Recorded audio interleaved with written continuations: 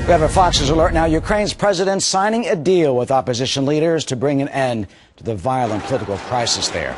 This agreement comes on the heels of the deadliest day since the uprising began. The Associated Press reporting the opposition claims at least 70 protesters were killed just yesterday. Reports of people being shot in the head, cut down in cold blood on the street by government snipers. But now Ukraine's president is promising new elections and a coalition government after he had talks with European mediators. Joining us now is Tyler Harbour, who campaigned with the Orange Coalition forces in Ukraine to help bring a democracy to Ukraine back in 2004. Tyler, first of all, your reaction to this announcement that there is a deal. Do you think it will stick, and will the protesters accept it? Well, you know, we haven't seen the protesters really come together and be happy about really anything, because this protest and this uprising really exceeds political boundaries. So even if these opposition forces sign the agreement with President Yanukovych, there's really nothing that holds the protesters to it, because the scenario here is protesters hold major cities in the West. They're dying on the streets. They're opposing the security forces. I mean, when you look at it, they're on the precipice of civil war unless Yanukovych steps down. They don't want not just an election, they want new leadership. So you're saying this won't end unless Yanukovych actually resigns? That's right. The Yanukovych came out and said, hey, we'll have new elections, we'll have constitutional reforms, but gave no dates. Even members of his own party, the Party of Regions, the ones who haven't left the party altogether, are saying that they wouldn't believe that he would actually hold a new presidential election until he actually scheduled the date and the election occurred. You fought politically against Yanukovych. You worked with his predecessor. What is he like, and do you think he is a man of his word or a puppet of Putin? Oh, he absolutely is aligned very closely with Russia. He's from the eastern part of Ukraine, which is very close to Russia. They not close even just geographically, but also culturally. And he is very closely aligned with Russia, and we can expect a man who will lie, cheat, steal, and kill, and even imprison his opponents.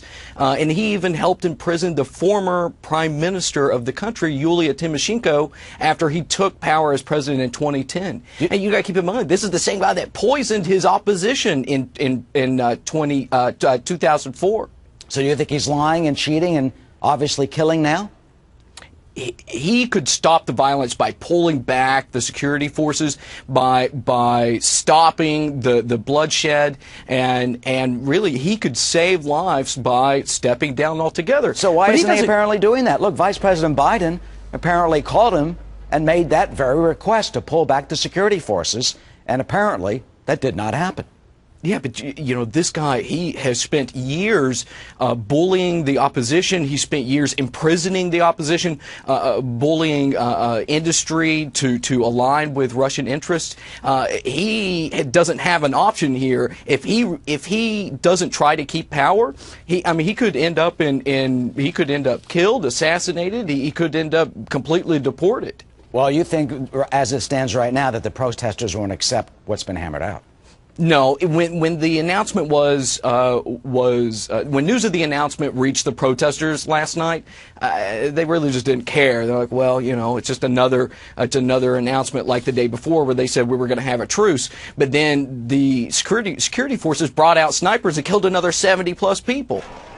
So how do you think this will end? You've got a divided country. You have Putin in Moscow. Potentially, could Russia send in troops?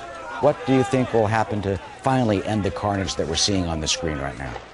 Well, I think eventually Russia will step down, or at least lessen their pressure and accusation that the United States and Western Europe is pushing this conflict, and they will basically leave Yanukovych holding the bag. And I think he's left with no other option but to resign. And I think the protesters, this protest and uprising and virtual civil war, is so much bigger than just opposition parties now. It is about the future of Ukraine. It's about the future of their economy, their independence, and the future of that democracy. Because since 2010, when Yanukovych was elected president of the country, it's not been much of a democracy. It's been very Soviet in feel and culture. The people who have been cut down, who have been shot so savagely, bodies dragged into hotels, they're fighting for freedom. They're fighting for the very liberties that we cherish here in the United States and this country represents and stands for.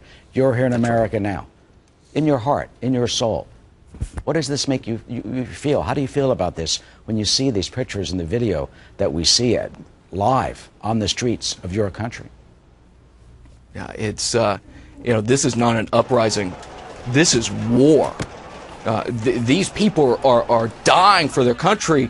10 years ago during the Orange Revolution, which brought democracy to the country, was largely a peaceful uprising.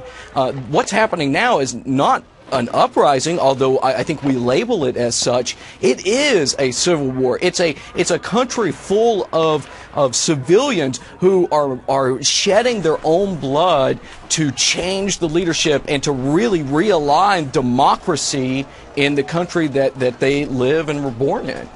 Tyler Harbor, thank you so much for your insight today, and of course the thoughts and prayers of the American people certainly are with the Ukraine people now. Absolutely.